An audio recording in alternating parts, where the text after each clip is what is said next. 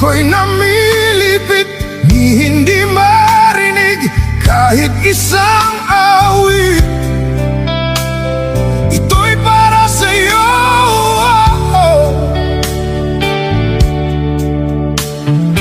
Bitungin marikit o napakasakit, himig ng pag-ibig aking inaawit.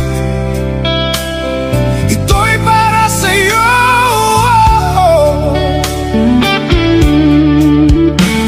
Naghihintay kaya sa isang wala, tulad ng bituing hindi nagniningning.